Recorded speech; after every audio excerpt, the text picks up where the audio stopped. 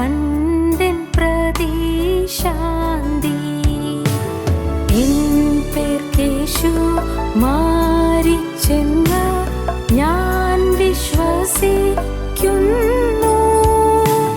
പാപം എന്നിൽ നിന്നു നീക്കാൻ യേശു രക്തം ചിന്തി. പാപം എന്നിൽ നിന്നു നീക്കാൻ യേശു രക്തം ചിന്തി.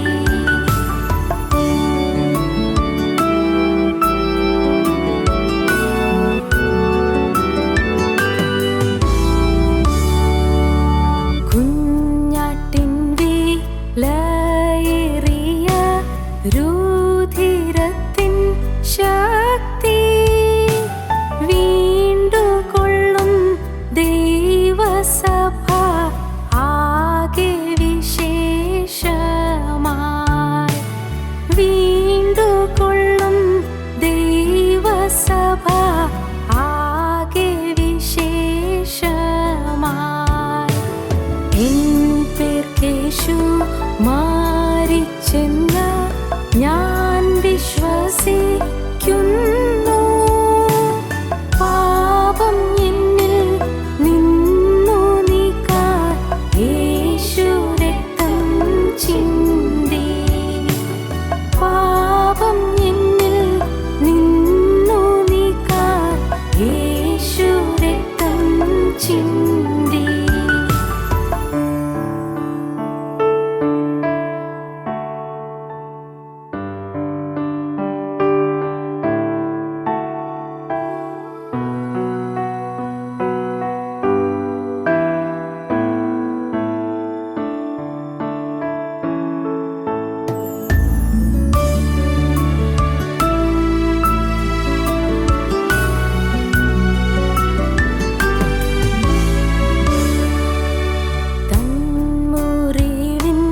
രക്തനീർ ഞാൻ കണ്ടതിനു ശേഷം വീണ്ടെടുപ്പിൻ സ്നേഹം താനെൻ ചിന്ത ഇന്നും എന്നും.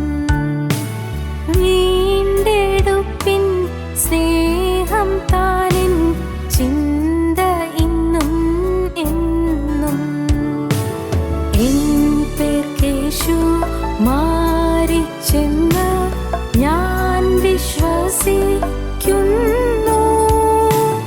പാപം എന്നിൽ നിന്നു നീക്കാൻ യേശു രക്തം ചിന്തി. പാപം എന്നിൽ നിന്നു നീക്കാൻ യേശു രക്തം ചിന്തി.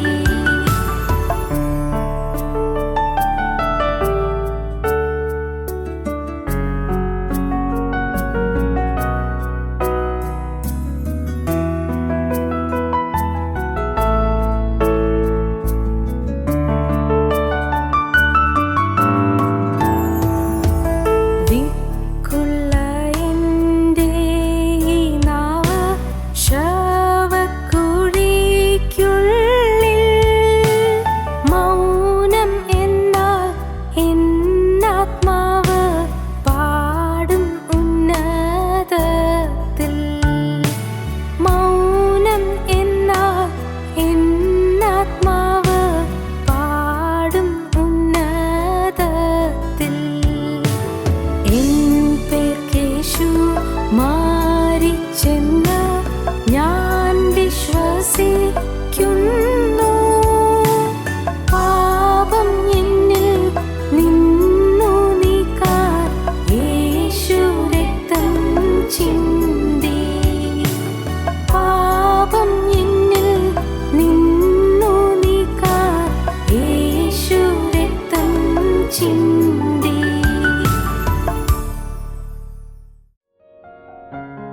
ഞങ്ങളും ക്രൂശിക്കപ്പെട്ട ക്രിസ്തുവിനെ പ്രസംഗിക്കുന്നു. ദൈവത്തിന് വലിയ നാമം മഹത്വപ്പെടട്ടെ. ഇന്ന് മർമ്മപ്രധാനമായൊരു കാര്യം നിങ്ങളെ അറിയിക്കാനാണ് ഞാൻ വായിക്കാൻ തുടങ്ങുന്നത്. മത്തായിയുടെ സുവിശേഷം 19-ാം അധ്യായത്തിൽ ഒരു പ്രമാണിയായ മനുഷ്യനെ കാണുന്നു. 16-ാം വാക്യം മുതൽ വായിക്കാം. അനന്തരം ഒരുത്തൻ വന്ന് അവനോട്, ഗുരു, നിത്യജീവനെ പ്രാപിപ്പാൻ ഞാൻ എന്ത് നന്മ ചെയ്യണമെന്ന് ചോദിച്ചതിന്, നിത്യജീവന് വേണ്ടി വാഞ്ചിയുള്ള ഒരു മനുഷ്യൻ വന്നു. അതൊരു അത്ഭുത പ്രതിഭാസമാണ്. കാരണം നിത്യജീവന് വേണ്ടി വാഞ്ചിക്കുക എന്ന് പറയുന്നത് നാം ആരും അങ്ങനെ അത്ര ഒന്നും ദാഹിച്ച് പോകാറില്ല. നിത്യജീവൻ കാര്യം കൂട്ടത്തിൽ കൂട്ടായ്മയ്ക്കൊക്കെ പോകും, പള്ളിയിൽ പോകും, നോമ്പ് നോക്കും, അങ്ങനെ അതൊക്കെ ഉണ്ട്. പക്ഷേ നിത്യജീവൻ, എവർലാസ്റ്റിംഗ് ലൈഫ്, നിത്യജീവൻ, അത് അത്ര തന്നെ ഒരു പ്രധാനമാണോ നമുക്ക്? പലർക്കുമല്ല. അപൂർവം പേർക്ക് അല്ലെന്ന് ഞാൻ പറയുന്നില്ല, പക്ഷെ പലർക്കുമല്ല. നിത്യജീവൻ, മരിച്ച് കടന്നു ചെല്ലുന്ന രാജ്യത്തിൽ നിത്യതയിൽ ക്രിസ്തുവിനോട് വാഴുക എന്ന് പറയുന്ന നിത്യജീവൻ്റെ സമൃദ്ധിയും അനുഭവവും അത് വേണം എന്നുള്ളതായ ദാഹം നോക്കുണ്ടോ?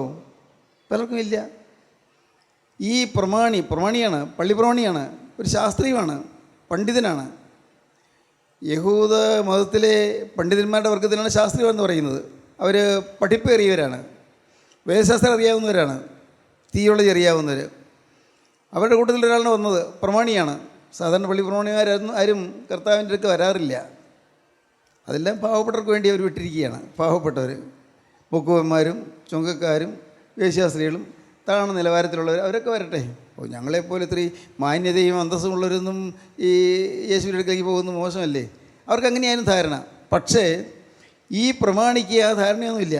അദ്ദേഹം വ്യക്തമായ ഒരു ഉദ്ദേശത്തോടെ വന്നത്. അദ്ദേഹം റോഡിൽ മുട്ടുകുത്തി. കർത്താവ് വരുമ്പോൾ ആ റോഡിൽ മുട്ടുകുത്തി. ഒരു പ്രമാണി കർത്താവിൻ്റെ മുമ്പിൽ മുട്ടുകുത്തുക നിസ്സാര കാര്യമല്ല. യേശുക്രിസ്തുവിനെ യഹൂദമതം വിച്ഛേദിച്ച് കളയാൻ നോക്കുമ്പോൾ, യേശുക്രിസ്തുവിൻ്റെ വചനത്തെ നിഷേധിക്കുമ്പോൾ, ആ കൂട്ടത്തിൽ യഹൂദന്മാരുടെ കൂട്ടത്തിൽ നിന്ന് ഒരാൾ വന്ന് കർത്താവിന് മുമ്പിൽ മുട്ടുകുത്തുന്ന എന്ന് പറയുന്നത് നിസ്സാര കാര്യമല്ല. അവൻ കർത്താവിന് മുമ്പിൽ വഴിയിൽ മുട്ടുകുത്തി. അവൻ തൊഴുകയോടെ പറഞ്ഞു. അവൻ പറഞ്ഞതാണ്, എനിക്ക് നിത്യജീവൻ പ്രാപിക്കാൻ എന്താ ചെയ്യേണ്ടത്? എന്ത് നന്മയാണ് ചെയ്യേണ്ടത്? നിത്യജീവൻ പ്രാപിക്കാൻ എന്താ വേണ്ടത്? ശരിയായ ചോദ്യമാണ്, ചോദിക്കേണ്ട ചോദ്യമാണ്. നിത്യജീവൻ പ്രാപിക്കാൻ എന്താ വേണ്ടത്? ഇപ്പോൾ നിങ്ങളുടെ ഹൃദയത്തിൽ നിന്ന് അത് ഉയരണം. കർത്താവേ, എനിക്ക് ഈ ലോകത്തിൽ സന്തോഷവും സമാധാനമുള്ളൊരു ജീവിതം വേണം.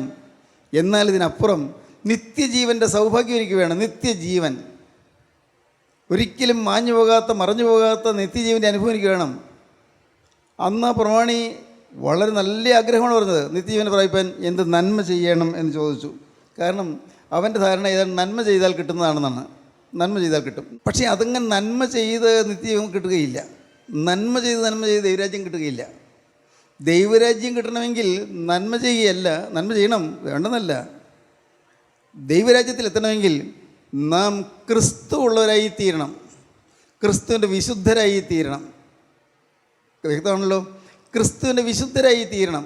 നമ്മുടെ മാനുഷിക സ്വഭാവം മാറി, ജഡീക പ്രകൃതി മാറി, ആത്മസ്വഭാവം പ്രാപിക്കണം. ക്രിസ്തുവിൻ്റെ സ്വഭാവമുള്ളവരായി തീരണം. ക്രിസ്തുവിൻ്റെ മനസ്സലിവ്, ക്രിസ്തുവിൻ്റെ ആർദ്രത, അത് പ്രാപിച്ചു കഴിഞ്ഞാൽ ഒരു സാധുവിനെ കണ്ടാൽ സഹായിക്കാൻ തോന്നും, അല്ല വിഷമിക്കുന്ന ഒരാളെ സഹായിക്കാൻ തോന്നും. ദൈവത്തിന് സ്തോത്രം. ഇങ്ങനെയെല്ലാം നന്മ ചെയ്തുകൊണ്ട് ദൈവരാജ്യം പ്രാപിക്കാമെന്ന് വിചാരിക്കേണ്ട. നന്മ ചെയ്യാം. ക്രിസ്തു ഉള്ളിലുണ്ടെങ്കിൽ ക്രിസ്തുവിൻ്റെ ആർദ്രത വരും, ക്രിസ്തുവിൻ്റെ ആ സ്നേഹം വരും, ക്രിസ്തുവിൻ്റെ സഹതാപം വരും, സ്വാഭാവികമാണ്. പക്ഷേ നാം നന്മ ചെയ്ത് നന്നാവാൻ നോക്കണ്ട. ഇവൻ ചോദിച്ചു, നിത്യജീവൻ പ്രാപിപ്പാൻ ഞാൻ എന്ത് നന്മയാണ് ചെയ്യേണ്ടത് എന്ന് ചോദിച്ചു. അടുത്ത വാക്യം, എന്നോട് നന്മയെക്കുറിച്ച് ചോദിക്കുന്നതെന്ത്? നല്ലവൻ ഒരുത്തനേ ഉള്ളൂ. ജീവനിൽ കടപ്പാൻ ഇച്ഛിക്കുന്നുവെങ്കിൽ കൽപ്പനകളെ പ്രമാണിക്ക എന്ന് അവനോട് പറഞ്ഞു. യേശു ക്രിസ്തു അവൻ പറഞ്ഞു, നല്ലവൻ ഒരാളേ ഉള്ളൂ നല്ലവൻ. അതെന്തങ്ങനെ പറഞ്ഞത്? യേശു നല്ലവനല്ല എന്നാണോ പറഞ്ഞത്? അല്ല, യേശുവിനെ ഒരു ഗുരുവായിട്ട് ഞാൻ കണ്ടിട്ടുള്ളൂ, ദൈവമായിട്ട് കണ്ടിട്ടില്ല. ദൈവം ഒരുവനല്ലാതെ നല്ലവൻ വേറെ ആരുമില്ല എന്ന് പറഞ്ഞു. ദൈവം ഒരുവനെ നല്ലവനുള്ളൂ. അപ്പോൾ യേശുവിനെ ദൈവമായിട്ടാണ് കണ്ടിട്ടില്ല, വിശ്വാസമില്ല. ഇന്ന് നമ്മുടെ കൂട്ടായ്മ വന്നിരിക്കുന്ന വലിയ അപകടം അതാണ്. ആത്മാവിന് വിശ്വാസമില്ല. പരിശുദ്ധാത്മാവ് പ്രവർത്തിക്കുന്നതെന്നും പരിശുദ്ധാത്മാവ് സംസാരിക്കുന്നതെന്നും പലരും അറിയുന്നില്ല. അറിഞ്ഞിരുന്നെങ്കിൽ പരിശുദ്ധാത്മാവ് അടുത്ത് വരുന്ന സമയത്ത് നാം നമ്മുടെ ഹൃദയം താഴ്ത്തി, കർത്താവേ എൻ്റെ അകത്തേക്ക് വരണമേ, എന്നിൽ ഊതണമേ, എന്നിൽ ആത്മാവിൻ്റെ തീ കത്തണമേ എന്ന് പറഞ്ഞ് പ്രാർത്ഥിച്ചു പോകും. പരിശുദ്ധാത്മാവാണ് സംസാരിക്കുന്ന വിശ്വാസമുണ്ടെങ്കിൽ ആ സമയത്ത് തന്നെ നമ്മൾ ആഗ്രഹങ്ങൾ സമർപ്പിച്ചത് നാം നേടിയെടുത്ത് കഴിയും. ആഗ്രഹങ്ങൾ, അനുഭവങ്ങൾ നേടിയെടുത്ത് കഴിയും. അത് വരണം. അനുഗ്രഹങ്ങൾ നേടണം. നമ്മുടെ ആഗ്രഹങ്ങൾ സമർപ്പിക്കണം. ഇത്രയേറെ ആളുകൾ നാനാദേശത്തിരുന്നുകൊണ്ട്, ലോകത്തിൻ്റെ പല ഭാഗങ്ങളിൽ ഇരുന്നുകൊണ്ട് ഈ വചനം കേൾക്കുന്നുണ്ട്. കൊള്ളാം, നല്ലത്, വചനം കേൾക്കട്ടെ. പക്ഷേ ഓർക്കണം, ഇവിടെ ഒരാൾ പ്രസംഗിക്കുന്നത് നിങ്ങൾ ചിന്തിക്കരുത്. ഒരാളുടെ അറിവോ പാണ്ഡിത്യമോ അല്ല പറയുന്നത്, ഒന്നുമല്ല. ദൈവത്തിന് സ്തോത്രം. ദൈവത്തിൻ്റെ പരിശുദ്ധാത്മാവ് ഇതിൻ്റെ പ്രിയപ്പെട്ട ജനത്തെ കൂട്ടിയിരുത്തിക്കൊണ്ട് വചനം പറഞ്ഞു കൊടുക്കുകയാണ്, ആത്മാവിൻ്റെ വചനം പറഞ്ഞു കൊടുക്കുകയാണ്. അങ്ങനെ ദൈവത്തിൻ്റെ ആത്മാവ് സംസാരിക്കുന്നതായി ബോധ്യത്തോடு നിങ്ങൾ ഇരുന്നാൽ നിങ്ങൾക്ക് അത്ഭുതകരമായ അനുഭവങ്ങൾ ലഭിക്കും. ദൈവത്തിൻ്റെ ആത്മാവ് നിങ്ങൾ വന്ന് പ്രവർത്തിക്കുന്ന നിങ്ങൾക്ക് അനുഭവിക്കാൻ സാധിക്കും. നിങ്ങൾ ഒരുപക്ഷേ വയറിൽ മുഴയോ അല്ലെങ്കിൽ വേദനയോ ഒക്കെ ആയിട്ട് വന്നിരുന്നാലും വചനം കേൾക്കുമ്പോൾ ആ വചനത്തിൻ്റെ ശക്തികളിലേക്ക് വന്നിട്ട് നിങ്ങളുടെ ആ രോഗം മാറിപ്പോകും നിങ്ങൾക്ക് അനുഭവിക്കാൻ കഴിയും. ദൈവത്തിന് സ്തോത്രം. അത്ഭുതങ്ങൾ നടക്കുന്നുണ്ട്. യേശുക്രിസ്തുവിൻ്റെ സാന്നിധ്യം അനുഭവിച്ച് അറിഞ്ഞ ക്രിസ്തു തരുന്നത് മനസ്സിലാക്കി, ക്രിസ്തുവിൻ്റെ ആത്മാവോട് സംസാരിക്കുന്നത് മനസ്സിലാക്കി വചനം കൈക്കൊള്ളുമ്പോൾ അതിശയങ്ങൾ നടക്കുന്നുണ്ട്. ഒന്നാമത് വേണ്ടത് ക്രിസ്തുവിനെ കൈക്കൊള്ളുക എന്നുള്ളതാണ്, ക്രിസ്തുവിൻ്റെ വചനം കേൾക്കുക എന്നുള്ളതാണ്. എന്നെ വിളിക്കുന്ന പലരോട് ഞാൻ പറയും, നിങ്ങളൊരു കാര്യം ചെയ്യൂ, നിങ്ങൾ കൂടി എൻ്റെ അടുക്കലേക്ക് വരണ്ട. എൻ്റെ അടുക്കലേക്ക് വരുന്നതിന് മുമ്പ് നിങ്ങളൊരു അടിത്തറ പണിയൂ. അടിത്തറ, ഫൗണ്ടേഷൻ ഉണ്ട്. എന്താ ഫൗണ്ടേഷൻ? ഞാൻ പറഞ്ഞു കൊടുക്കും. ഫൗണ്ടേഷൻ മറ്റൊന്നുമല്ല, വചനം കേൾക്കണം. ദിവസേന 3 പ്രാവശ്യം വചനമുണ്ട്. പൗർഷൻ ചാനലിൽ രാവിലെ 5:30-ക്കും ഉച്ചയ്ക്ക് 1:30-ക്കും രാത്രി 8:30-ക്കും പ്രസംഗമുണ്ട്. അരമണിക്കൂർ വീതം. നിങ്ങൾ കേൾക്ക്, വചനം കേൾക്ക്. വചനം കേൾക്കുമ്പോൾ നിങ്ങൾക്ക് അനുഭവം കിട്ടും, നിങ്ങളുടെ പ്രശ്നങ്ങൾ മാറും. വചനം കേട്ട് വചനം സ്വീകരിക്കുമ്പോൾ നിങ്ങൾ വിചാരിക്കാത്ത അത്ഭുതങ്ങൾ നടക്കും.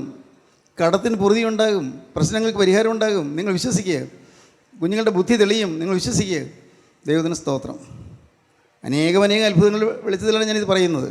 വചനം കേട്ടവർക്ക് വിശ്വാസം വന്നവർക്ക് അനുഭവം കിട്ടി.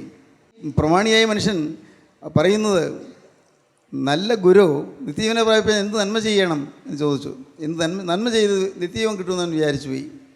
അബദ്ധമായിപ്പോയി. സ്തോത്രം. എന്നാൽ കർത്താവിനോട് പറഞ്ഞു, നല്ലവൻ എന്ന് പറയുന്നത് എന്താണ്? ദൈവം ഇല്ലാതെ നല്ലവൻ വേറെ ആരുമില്ല, ദൈവമല്ലേ നല്ലവനുള്ളൂ. ദൈവമാണുള്ള വിശ്വാസം ഉണ്ടായിരുന്നില്ല. മറക്കരുത്, നിങ്ങൾ ഇന്ന് ഈ വചനം കേൾക്കുന്നവർക്ക് നിങ്ങൾ അദൃശ്യനായ ക്രിസ്തുവിടെ വന്നിരിക്കുന്ന നിങ്ങൾ അറിയണം. നിങ്ങളുടെ ഈ ബാഹ്യമായ കണ്ണുകൾ കൊണ്ട് കാണാൻ വയ്യാതെ ക്രിസ്തു നമ്മുടെ ഇടയിൽ ഉണ്ടെന്ന് വിശ്വസിക്കണം. നിങ്ങൾ പ്രസംഗിക്കുന്നയാളെയും നോക്കണ്ട, വചനം പറയുന്ന ആരെയും നോക്കണ്ട. നിങ്ങൾ നോക്കണം, ക്രിസ്തു നിങ്ങളുടെ ഇടയിലുണ്ട്. ക്രിസ്തു നിങ്ങളുടെ അരികത്തുകൂടെ നടക്കുന്നുണ്ട്, വിശ്വസിക്കണം. ക്രിസ്തുവിൻ്റെ ശബ്ദമാണ് കേൾക്കുന്നത്, വിശ്വസിക്കണം. ഒരു സാധു മനുഷ്യൻ്റെ ശബ്ദമല്ല, ക്രിസ്തുവിൻ്റെ ശബ്ദമാണ് എൻ്റെ കാതിലൊന്നും അടിക്കുന്നത്, എൻ്റെ ഹൃദയത്തിലൊന്നും തട്ടുന്ന ക്രിസ്തുവിൻ്റെ ശബ്ദമാണ്.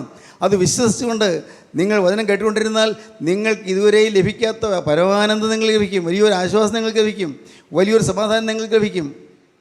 ഒരു സെക്കൻഡ് ചോദിക്കട്ടെ, നിങ്ങളുടെ ജീവിതത്തിൽ ഇന്ന് ഇങ്ങോട്ട് വന്നത് ആ ഒരു രീതിയിലാണോ ഇപ്പോൾ നിങ്ങൾ ഇരിക്കുന്നത്? എന്തോ ചിലതെല്ലാം നടക്കുന്നില്ലേ? എന്തോ ഒരു സമാധാനം കിട്ടുന്നില്ലേ? ഏതോ ഒരു സ്വസ്ഥത നിങ്ങളുടെ ഹൃദയത്തിൽ വരുന്നില്ലേ? ഉള്ളിൽ കത്തുന്ന അനുഭവം കിട്ടുന്നില്ലേ? ദൈവത്തിന് സ്തോത്രം. ഹൃദയം കത്തിക്കൊണ്ടിരുന്നാണ് വേദവസ്തം പറയുന്നത്. അവൻ നമ്മോട് സംസാരിച്ചുകൊണ്ടിരുന്നപ്പോൾ നമ്മുടെ ഹൃദയം കത്തിക്കൊണ്ടിരുന്നില്ലയോ? ഹൃദയം കത്തും. ഞാൻ നാവിട്ട് സംസാരിച്ചു. 39-ാം സംഘത്തിൽ പറയും, ഞാൻ നാവിട്ട് സംസാരിച്ചു, എൻ്റെ ഹൃദയത്തിൽ ഉള്ളിൽ ചൂട് പിടിച്ചു, അപ്പോൾ ഞാൻ നാവിട്ട് സംസാരിച്ചു. ഉള്ളിൽ ചൂട് പിടിച്ച് നാവിട്ട് സംസാരിച്ചു. ഇത് എന്ന് പറയുന്ന സംഗീത പ്രമാണി പറയുകയാണ്, ഞാൻ നാവിടുത്ത് സംസാരിച്ചു, അപ്പോൾ ഉള്ളിൽ തീ കത്തിയപ്പോഴാണ് നാവിട്ട് സംസാരിക്കുന്നത്. എൻ്റെ ഹൃദയത്തിൽ ഉള്ളിൽ ചൂട് പിടിച്ചു, അപ്പോൾ ഞാൻ നാവിട്ട് സംസാരിച്ചു. ദൈവത്തിന് സ്തോത്രം. ചൂട് പിടിച്ച് ദൈവത്തെ പരിശുദ്ധാത്മാവ് സംസാരിക്കുകയാണ്, ആർത്തിയോടെ സംസാരിക്കുകയാണ്. ഇനി കാലവധിയുണ്ടോ ആർക്കും അറിഞ്ഞുകൂടല്ലോ. ദൈവത്തിന് സ്തോത്രം. പ്രിയപ്പെട്ടവരെ, നിങ്ങൾ ഭയപ്പെടുത്താൻ പറയുകയല്ല. കർത്താവ് വരാറായി, വേല ചെയ്യാനുള്ള കാലം തീരാറായി. അധികം നാളൊന്നും ഇനി ഉണ്ടെന്ന് വിചാരിക്കേണ്ട. സ്വതന്ത്രമായി പ്രസംഗിക്കാനുള്ള കാലങ്ങൾ ഇനി കിട്ടുമെന്ന് അധികം ഉണ്ടെന്ന് വിചാരിക്കേണ്ട. സ്വതന്ത്രമായ ദൈവത്തിന് വചനം പറയാൻ നമുക്ക് ഇന്ന് സ്വാതന്ത്ര്യമുണ്ട്. ഇന്ന് നമുക്ക് വളരെ സ്വച്ഛന്തമായി സ്വാതന്ത്ര്യമായി വചനം പറയാം. നാളെ എന്താണ് ആർക്കറിയാം? വചനം പറയാൻ പറ്റിയില്ലെങ്കിലോ? ഓർത്താൽ പേടി തോന്നും. പ്രിയപ്പെട്ടവരെ, ഉള്ള കാലം കൊണ്ട് അതിവേഗം ഓടിത്തീർക്കണം, പ്രവർത്തിച്ച് തീർക്കണം. Nothing be left undone. ഒന്നും പൂർത്തിയാക്കാതെ വിട്ടേക്കരുത്. Nothing be left undone. നിൻ്റെ ശുശ്രൂഷ നിറപടിയായി നിവർത്തിക്കുക എന്നതിന് ഇംഗ്ലീഷ് പരിഭാഷ ഏതാണ്? Nothing be left undone. പൂർത്തീകരിക്കാതെ ഒന്നും വിട്ടേക്കരുത്, എല്ലാം വേഗം ചെയ്തു തീർത്തുകൊള്ളൂ. സ്തോത്രം. ദൈവത്തിന് വലിയ നാമമഹത്വപ്പെടട്ടെ. അടുത്ത വാക്യം വായിക്കാം. ജീവനിൽ കടപ്പാൻ ഇച്ഛിക്കുന്നുവെങ്കിൽ കൽപ്പനകളെ പ്രമാണിക്കുക എന്നവനോട് പറഞ്ഞു. സിമ്രാൻ പറഞ്ഞു, ദീർഘകാലം നിത്യജീവനാണോ എൻ്റെ ലക്ഷ്യം എങ്കിൽ കൽപ്പനകൾ പ്രമാണിക്കുക. കൽപ്പനകൾക്ക് നിനക്കറിയാമല്ലോ, നീ ന്യായശാസ്ത്രിയല്ലേ, അതിനറിയാവുന്ന ആളാണല്ലോ, വേദപുസ്തകം അറിയാമല്ലോ. കൽപ്പനകൾ പ്രമാണിക്കുക. അവനറിയാം. അവൻ പറഞ്ഞു, ഏവ എന്നവൻ ചോദിച്ചതിന്, അവൻ ചോദിച്ചു, കൽപ്പന എന്തൊക്കെയാണ് ഞാൻ പാലിക്കേണ്ടത് ചോദിച്ചു. യേശു കൊല ചെയ്യരുത്, കൊല ചെയ്യരുത്, വ്യഭിചാരം ചെയ്യരുത്, ചെയ്യരുത്, മോഷ്ടിക്കരുത്, മോഷ്ടിക്കരുത്, കള്ളസാക്ഷ്യം പറയരുത്, സാക്ഷ്യം പറയരുത്, അപ്പനെയും അമ്മയും ബഹുമാനിക്കുക, അപ്പനെയും അമ്മയും ബഹുമാനിക്കുക, കൂട്ടുകാരെ നിന്നെപ്പോലെ തന്നെ സ്നേഹിക്കുക എന്നിവ തന്നെ എന്ന് പറഞ്ഞു. കർത്താവ് 10 കൽപ്പനകൾ പറഞ്ഞില്ല, 7 കർത്താവ് പറഞ്ഞുള്ളൂ. കർത്താവ് മിനിമം സ്റ്റാൻഡേർഡ് ഉദ്ദേശിക്കുന്നുള്ളൂ. എന്നുവെച്ചാൽ മുഴുവൻ പറഞ്ഞ് അവനെ അപ്രാളത്തിലാക്കാൻ ഉദ്ദേശിച്ചില്ല. അത്യാവശ്യം കർത്താവ് പറഞ്ഞു കൽപ്പനകൾ ഇതൊക്കെയാണ്. അതുകൊണ്ട് അവൻ സന്തോഷത്തോടെ പറയുകയാണ്. യൗവനക്കാരൻ അവനോട്, ഇവയൊക്കെയും ഞാൻ പ്രമാണിച്ചു പോരുന്നു, ഇനി കുറവുള്ളത് എന്ത് എന്ന് പറഞ്ഞു. ഞാൻ പ്രമാണിച്ചു പോരുന്നുണ്ടല്ലോ, ഇനി എന്നാ കുറവ്? ഞാൻ ഈ കൽപ്പനയൊക്കെ പ്രമാണിക്കുന്നുണ്ട്, ബാല്യം മുതൽ ചെയ്തു വരികയാണ്, എനിക്ക് ഇതിൽ നിന്നും ഒരു സംശയമില്ല. ഞാൻ കൽപ്പനകളെല്ലാം പ്രമാണിച്ചു വരികയാണ്, ബാല്യം മുതലേ കൽപ്പനകൾ പ്രമാണിച്ചു വരികയാണ്. ദൈവത്തിന് സ്തോത്രം. എടുത്ത വാക്യം. യേശു അവനോട്, സൽഗുണപൂർണനാകുവാൻ ഇച്ഛിക്കുന്നുവെങ്കിൽ നീ ചെന്ന് നിനക്കുള്ളത് വിറ്റ് ദരിദ്രർക്ക് കൊടുക്ക, എന്നാൽ സ്വർഗത്തിൽ നിനക്ക് നിക്ഷേപമുണ്ടാകും, പിന്നെ വന്ന് എന്നെ അനുഗമിക്കുക എന്ന് പറഞ്ഞു. ദൈവത്തിന് സ്തോത്രം. വലിയൊരു ചിന്താക്കുഴപ്പമുണ്ടാക്കുന്ന വാക്യം അത്. ഇപ്പോൾ കർത്താവിന് പറയുവാണെങ്കിൽ എല്ലാം വിൽക്കണം, എല്ലാം വിറ്റ് ദരിദ്രർക്ക് കൊടുക്കണം. അതാണോ? എന്താ കർത്താവ് പറഞ്ഞത്? അതിൻ്റെ അർത്ഥം എന്താണ്? നിൻ്റെ ഹൃദയത്തിൽ എല്ലാം വിറ്റതുപോലത്തെ അനുഭവം നിനക്ക് വരണം, ഡിറ്റാച്ച്മെൻ്റ് വരണം. നീ ഇന്ന് പലതിനോടും അറ്റാച്ച്ഡാണ്, പലതിനോടും പറ്റിച്ചേർന്നിരിക്കുകയാണ്. ഈ ലോകത്തിൻ്റെ സുഖം, ഈ ലോകത്തിൻ്റെ സന്തോഷം, ഈ ലോകത്തിൻ്റെ ബഹുമതി, ഇതെല്ലാം നിൻ്റെ കയ്യിലുണ്ട്. ഈ ലോകത്തിൻ്റെ ധനസമൃദ്ധി, അത് നിൻ്റെ ഉദ്ദേശമുണ്ട് മോനെ. അതുകൊണ്ട് നിനക്ക് ജയരെത്തിപ്പാനൊക്കെയില്ല. ഇവിടെ എന്തെല്ലാം നിനക്ക് ഉണ്ടെന്ന് തോന്നുന്നോ അതെല്ലാം ഉള്ളം കൊണ്ടങ്ങ് വിട്ടുകളയുക. ദൈവത്തിന് സ്തോത്രം. ഞാൻ മാനസാന്തരപ്പെട്ട് ദൈവവേല തുടങ്ങിയ കാലത്ത് എന്നെ വല്ലാതെ കുഴക്കിയ ഒരു പ്രശ്നമായിരുന്നത്, വല്ലാതെ കുഴക്കി. ഒരവസരത്തിൽ ഞാനൊരു കൺവെൻഷനെ സംബന്ധിക്കാനായിട്ട്, ഞാൻ പ്രസംഗിക്കാനല്ല, അതിനെ കേൾക്കാനായിട്ട് ഞാൻ പോയി. ദൂരെ അങ്ങ് അയിരൂർ എന്ന് പറഞ്ഞ സ്ഥലത്താണ് പോയത്. അവിടെ ചെന്നപ്പോൾ ഉള്ള പ്രസംഗിക്കുന്നു, എല്ലാം വിടണമെന്ന്. എനിക്ക് വലിയ അങ്കലാപ്പായി, എല്ലാം വിടണം. അപ്പോൾ എൻ്റെ മനസ്സിൽ പല പരിപാടികളൊക്കെ ഉണ്ട്. മനസ്സിൽ അന്ന് ഞാൻ ഒരു അണ്ടർ ഗ്രാജുവേറ്റാണ്, എന്നുവെച്ചാൽ SLC TTC ഉള്ളൂ. അപ്പോൾ എൻ്റെ മനസ്സിൽ എനിക്ക് ഹൈസ്കൂളിൽ പഠിപ്പിക്കണമെന്നുണ്ട്, അപ്പോൾ BA എടുക്കണം. അപ്പോൾ എൻ്റെ പദ്ധതി അങ്ങനെയൊക്കെയാണ്. അന്ന് MA കാര്യം ചിന്തിച്ചിട്ടില്ല, കോളേജിൽ പഠിപ്പിക്കുന്ന കാര്യം ചിന്തിച്ചിട്ടില്ല. എനിക്ക് ഹൈസ്കൂളിൽ പഠിപ്പിക്കണം. കാരണം ഞാൻ ഒരു ഗഡ് മാസ്റ്ററോട് പറഞ്ഞു, എനിക്ക് ഹൈസ്കൂളിൽ ക്ലാസ് വരികയാണെങ്കിൽ ഞാൻ അവിടുത്തെ ഇംഗ്ലീഷ് പഠിപ്പിച്ചോളാം. സാർ പറഞ്ഞു, നിനക്ക് ശരിയാണ്, നിനക്ക് സാധിക്കും, പക്ഷേ നിനക്ക് യോഗ്യതയില്ലല്ലോ, നീ ഗ്രാജുവേറ്റ് അല്ലല്ലോ എന്ന് പറഞ്ഞു. അപ്പോൾ എൻ്റെ മനസ്സിൽ ഒരു ഗ്രാജുവേഷൻ വേണം, ആഗ്രഹിക്കുക. അതുപോലെ തന്നെ പിന്നെ ഞാൻ ഒരുത്തിനേ ഉള്ളൂ ഇവിടെ, വിവാഹം കഴിക്കണം. അപ്പോൾ വിവാഹം പാടില്ല, ഇത് കുഴപ്പമായല്ലോ. ഞാൻ വല്ലാതെ കുഴങ്ങിയെന്ന് വെച്ചാൽ നിസ്സാരമല്ല, വലിയൊരു പോരാട്ടമായിരുന്നു ഹൃദയത്തിൽ. അന്ന് രാത്രി കിടന്നിട്ട് ഉറക്കം വരുന്നില്ല. പറഞ്ഞത് സത്യമാണ്, അദ്ദേഹം വചനം പറഞ്ഞയാൾ പറഞ്ഞത് സത്യമാണെന്ന് എനിക്കറിയാം. പക്ഷേ എനിക്ക് അസാധ്യമാണെന്ന് എനിക്ക് തോന്നി, എനിക്ക് സാധിക്കില്ല, എനിക്കതിൻ്റെ അർത്ഥം മനസ്സിലാകുന്നില്ല. ദൈവത്തിന് സ്തോത്രം. അർത്ഥം മനസ്സിലായില്ല, പക്ഷേ എങ്കിലും ഞാൻ പറഞ്ഞു, കർത്താവേ എനിക്കൊരു കാര്യം ഉറപ്പാണ്, അവിടുത്തെ വചനമാണെന്ന് കേട്ടത് ഞാൻ വിശ്വസിക്കുന്നു. എനിക്കിപ്പോൾ അതെങ്ങനെയെന്ന് എനിക്ക് മനസ്സിലാകുന്നില്ല. കർത്താവേ നീ എന്നെ അത് മനസ്സിലാക്കി നിൻ്റെ വഴിയിൽ കൂടി നടത്തണം. ഒരു കാര്യം ഉറപ്പ്, നിൻ്റെ പുറകിൽ നിന്ന് മാറാൻ ഉദ്ദേശമില്ല. എന്നെ വിളിച്ചിറക്കിയത് ഒരു കൂട്ടായ്മയല്ല, എന്നെ വിളിച്ചിറക്കിയത് എൻ്റെ ഇടവപ്പള്ളിയിലുള്ളതായ കൂട്ടായ്മയിലെ ദൈവമക്കളാരുമല്ല. എന്നെ വിളിച്ചിറക്കിയത് ഒരു കൂട്ടായ്മയല്ല, എന്നെ വിളിച്ചിറക്കിയത് ഗോകുൽത്തായ സ്നേഹമാണ്. കർത്താവെ ഞാൻ വിശ്വസിക്കുന്നു. അതുകൊണ്ട് തുടങ്ങി തന്നെങ്കിൽ പൂർത്തീകരിക്കാൻ നീ ശക്തനാണ്, ഞാൻ വിശ്വസിക്കുന്നു. കർത്താവെ എന്നെ നിനക്ക് തരുന്നു. പിന്നുള്ള കാലങ്ങൾ ദൈവത്തിന് സ്തോത്രം, ഒന്നിനൊന്ന് ഓരോന്നിങ്ങനെ ഡിറ്റാച്ച്ഡ് ആയിക്കൊണ്ടിരിക്കുകയായിരുന്നു, ഓരോന്ന് മനസ്സിൽ നിന്ന്. ദൈവത്തിന് സ്തോത്രം. ജോലിയുണ്ട്, പഠിത്തമുണ്ട്, അതൊക്കെ നടന്നു, എല്ലാം നടന്നു. ദൈവത്തിന് സ്തോത്രം. പിന്നെ കല്യാണം കഴിച്ചു, പിള്ളേരുണ്ടായി, എല്ലാം നടന്നു. പക്ഷേ ഒരു കാര്യം എനിക്ക് വളരെ വ്യക്തമായിരുന്നു, ഞാൻ ഈ ലോകത്തിന് വേണ്ടിയല്ല ജീവിക്കുന്നതെന്ന്. സ്തോത്രം. ഹല്ലേലൂയ. ദൈവത്തിന് സ്തോത്രം. ഈ ലോകത്തിൻ്റെ സൗകര്യങ്ങൾക്ക് വേണ്ടിയോ സന്തോഷങ്ങൾക്ക് വേണ്ടിയോ അല്ല ഞാൻ ജീവിക്കുന്നത്, എനിക്ക് വ്യക്തമായിരുന്നു. ദൈവത്തിന് സ്തോത്രം. വളരെ കൃത്യമായിരുന്നു. ഉള്ളം കൊണ്ട് പരമാവധി വിടാൻ ശ്രമിച്ചു. അപ്പോഴും എനിക്ക് അപ്പോഴപ്പോൾ ദൈവത്തിന് വചനം വായിക്കുമ്പോഴും കേൾക്കുമ്പോഴൊക്കെ തോന്നും, ഇല്ല ഞാൻ വിട്ടിട്ടില്ല, വിട്ടുവെന്ന് തോന്നിയുള്ളൂ, വിട്ടിട്ടില്ല. വീണ്ടും സമർപ്പിക്കും. ടെസ്റ്റ് കേസ് വരുമ്പോൾ ഞാൻ ഞെട്ടും, അയ്യോ ഞാൻ തോറ്റല്ലോ. എനിക്ക് ചില പ്രതിസന്ധികൾ വരുമ്പോൾ അയ്യോ ഞാൻ നോക്കേണ്ടത് നോക്കിയില്ലല്ലോ, മനസ്സിൽ വിഷമം. പിന്നെയും സമർപ്പിക്കും. ഇങ്ങനെ സമർപ്പണത്തിൽ കൂടി കർത്താവ് പയ്യെ പയ്യെ പയ്യെ പയ്യെ ഒരു കൊച്ചുകുട്ടി നടത്തും പോലെ നടത്തി പിച്ച വെച്ച് നടത്തിക്കൊണ്ടിരുന്നു. സ്തോത്രം. ഇന്നും ഞാൻ പിച്ച വെച്ച് നടക്കുകയാണ്. ഇന്നും നിവർന്ന് നടന്നു എന്ന് പറയാൻ എനിക്ക് തോന്നുന്നില്ല. ഹല്ലേലൂയ. ഇന്നും ശരിയായി എന്ന് പറയാൻ വയ്യ, ഇന്ന് തികഞ്ഞു എന്ന് പറയാൻ വയ്യ. സ്തോത്രം. ആകെ കർത്താവേ എന്നെ ഒന്ന് പിടിച്ചുകൊള്ളണമേ എന്നുള്ള പ്രാർത്ഥനയുള്ളൂ. കർത്താവേ എന്നെ നീ ഒന്ന് തൊട്ടുകൊള്ളണമേ എന്നുള്ള പ്രാർത്ഥനയുള്ളൂ. കർത്താവേ നിത്യജീവൻ്റെ വഴിയിൽ കൂടി നടത്തണമേ എന്ന് കൽപ്പനകൾ പ്രമാണിച്ചു. അവൻ പറഞ്ഞു, കൽപ്പനകളൊക്കെ ഞാൻ പ്രമാണിച്ചു വരുന്നുണ്ടല്ലോ. കർത്താവ് പറഞ്ഞു, ഒരു കുറവ് നിനക്കുണ്ട് മോനെ, നിനക്ക് നിത്യം വേണമെങ്കിൽ ഒരു കാര്യം നീ മാറ്റേണ്ടതുണ്ട്. നിൻ്റെ ജീവിതത്തിൽ പറ്റി പിടിച്ച് നിൽക്കുന്നൊരു കാര്യമുണ്ട്, ലോകധനം, ലോകത്തിൻ്റെ സമ്പത്ത്. നിൻ്റെ ഹൃദയത്തിൽ അത് പറ്റി പിടിച്ച് നിൽക്കുകയാണ്, വിട്ടാൽ മാറാത്തതുപോലെ പറ്റി പിടിച്ച് നിൽക്കുകയാണ്. സഹോദരങ്ങളെ കേൾക്കൂ, ഈ ലോകം മായയാണ്. ഇന്ന് എല്ലാം നാം സമാഹരിച്ചു വയ്ക്കുന്നു. ഇന്ന് നമ്മുടെ പറമ്പുണ്ട്, അല്ലെങ്കിൽ വീടുണ്ട്, അല്ലെങ്കിൽ സൗകര്യങ്ങളുണ്ട്, അല്ലെങ്കിൽ തോട്ടങ്ങളുണ്ട്, അല്ലെങ്കിൽ എന്തെങ്കിലും ഓഫീസുണ്ട്, ജോലിയുണ്ട്, എല്ലാം ഉണ്ട്. ഇതൊന്നും പറ്റിപ്പിടിച്ച് നിൽക്കുന്നില്ല. ഒരു ദിവസം നാം അറിയാത്ത സമയത്ത് ഇത് കണ്ണടയുന്നു, ഒന്നും കൂടെ പോരുകയില്ല, ഒന്നും കൂടെ പോരുന്നില്ല. നമുക്കറിയാവുന്ന കാര്യമല്ലേ. ആർക്കെങ്കിലും കൂടെ പോരാൻ പറ്റുമോ? പറ്റില്ലല്ലോ. പക്ഷേ സ്തോത്രം, മരണത്തിൻ്റെ തണുത്ത കൈകൾ നമ്മെ തൊട്ട് ഉള്ളംകാൽ മുതൽ നെറുകന്തല വരെയും തൊട്ട് മരണം നമ്മെ കീഴടക്കുമ്പോൾ എല്ലാം പിന്നിലേക്ക് മാറുന്നു. ലോകം പിറകിലേക്ക് മാറുന്നു. ഭാര്യയും ഭർത്താവും മക്കളും സഹോദരങ്ങളും അപ്പനും അമ്മയും എല്ലാം പിറകിലേക്ക് മാറുന്നു. ജോലിയും ഉദ്യോഗവും ശമ്പളവും വരുമാനവും എല്ലാം പിന്നിലേക്ക് മാറുന്നു. പിന്നെ ഇതാ മുൻപിൽ ഒരു ലോകം, ഒരു നിത്യതയുടെ ലോകം. അതുമാത്രമാണ് സ്ഥായിയായിട്ടുള്ളൂ. ദൈവത്തിന് സ്തോത്രം. എന്തെല്ലാം സംഭവിച്ചെന്ന് പറഞ്ഞാൽ എന്താ പ്രയോജനം? ഇന്ന് നല്ല പേരുണ്ടായി എന്ന് പറഞ്ഞാൽ എന്താ പ്രയോജനം? മറ്റുള്ളവർ നമ്മളെ ബഹുമാനിച്ചു ആദരിച്ചു എന്നുള്ളതുകൊണ്ട് എന്താ പ്രയോജനം? ഒന്നും പ്രയോജനപ്പെടുകയില്ല. അന്നേരം മരണത്തിൻ്റെ കൈകൾ നമ്മെ തലോടുമ്പോൾ, മരണം മരിച്ചരിച്ച് വരുമ്പോൾ, അപ്പോൾ പ്രിയപ്പെട്ടവരെ കൂടെ നിൽക്കാൻ യേശു ഉണ്ടെങ്കിൽ അതാണ് ഭാഗ്യം. ദൈവത്തിന് സ്തോത്രം.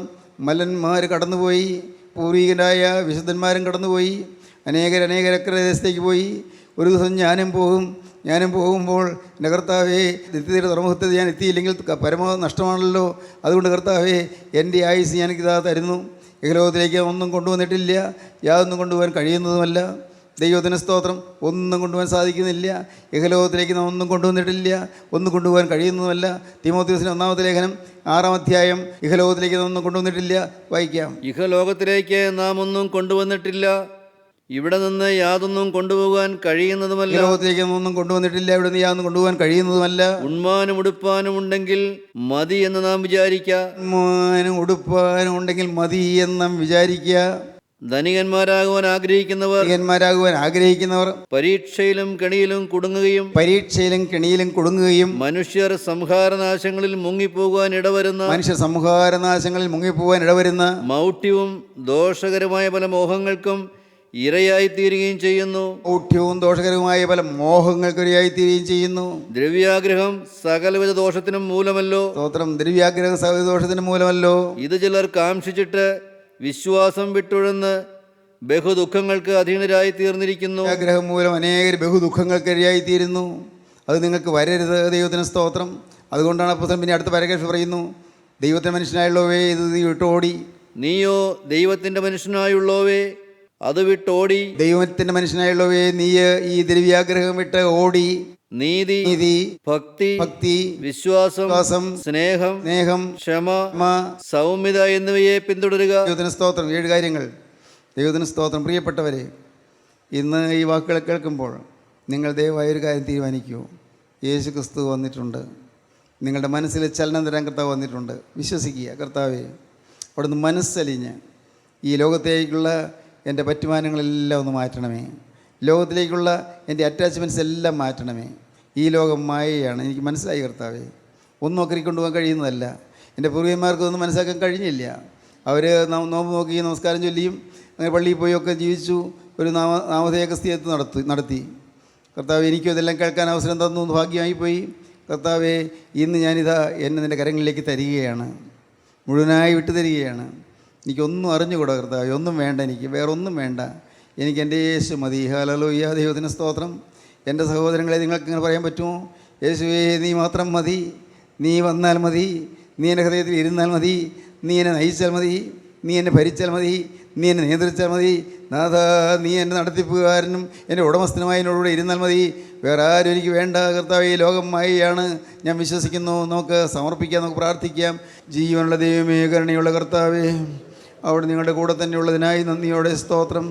തൃക്കരം ഞങ്ങളുടെ കരത്തിൽ പിടിച്ചതിനായി നന്ദിയോടെ സ്തോത്രം. അപ്പോൾ ഈ മക്കളെ അനുഗ്രഹിച്ച് എഴുന്നേൽപ്പിക്കണേ കർത്താവേ. നാഥ, യേശുക്രിസ്തുവിനോട് ചേർന്നുള്ളതായ ജീവിതമാണ് സുഖപ്രദമെന്നും സന്തോഷമെന്നും മനസ്സിലാക്കുവാൻ ഈ മക്കൾക്ക് ഭാഗ്യം നൽകണമേ കർത്താവേ. നിത്യജീവന് വേണ്ടി മുദ്രയിടണമേ കർത്താവേ. എല്ലാവരെയും അനുഗ്രഹിക്കണമേ, തിരുനാമം മഹത്വപ്പെടുത്തണമേ. യേശുക്രിസ്തുവിൻ്റെ വിലയേറിയ നാമത്തിൽ പ്രാർത്ഥിക്കുന്നവരോടെ കേൾക്കണമേ. ആമീൻ. ഹല്ലേലൂയ.